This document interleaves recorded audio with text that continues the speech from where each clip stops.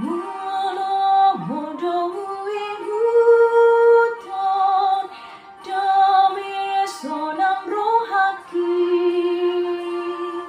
sai oras jabar tua nasana hinokopni untuk tungi utunoku Yesus na paluaan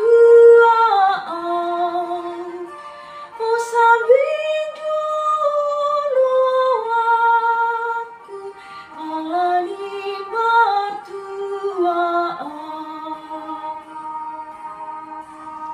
Selamat pagi Bapak Ibu Saudara-saudariku yang terkasih dalam nama Tuhan kita Yesus Kristus. Kita bertemu kembali dalam sapaan renungan pada hari ini, yaitu pada hari Selasa, dan kita akan mendengarkan renungan harian. Kita berdoa. Kasih karunia Tuhan kita Yesus Kristus, kasih dari Allah Bapa dan persekutuan Roh Kudus itulah kiranya menyertai kamu. Amin. Renungan harian untuk kita pada hari ini yaitu yang tertulis dalam kitab Yosua 22 ayat 29.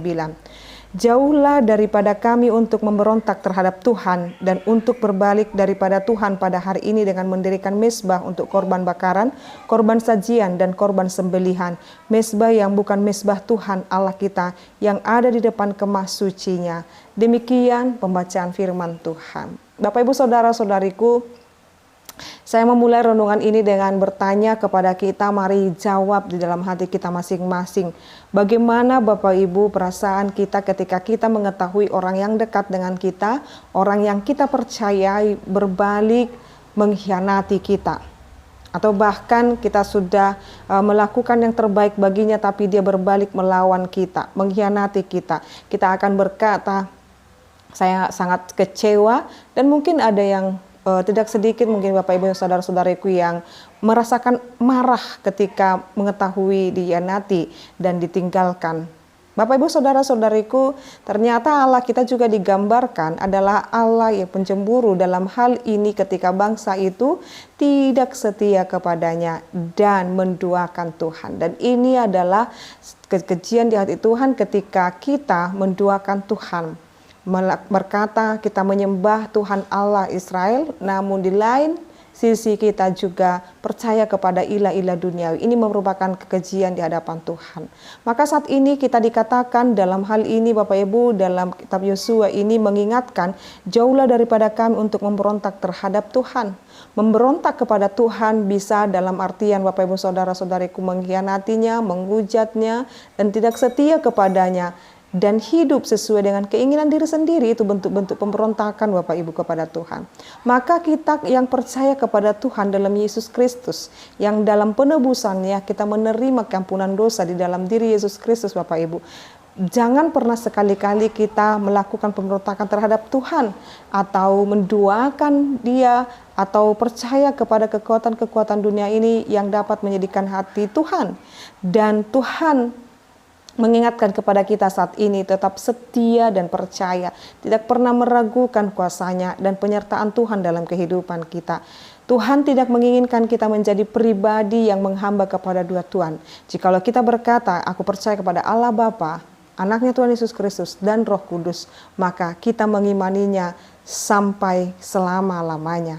Biarlah Bapak Ibu Saudara-saudariku, iman percaya kita tetap tumbuh, iman percaya kita tetap kuat dan berakar, sekalipun mungkin kita mengalami yang namanya persoalan dan pergumulan hidup. Lagi-lagi firman ini akan berkata kepada kita Bapak Ibu, Dia tidak akan pernah meninggalkan kita, Dia tidak akan pernah mengecewakan kita. Maka tetaplah percaya padanya, jangan meninggalkan Allah karena kita tanpa Allah, kita adalah sia-sia.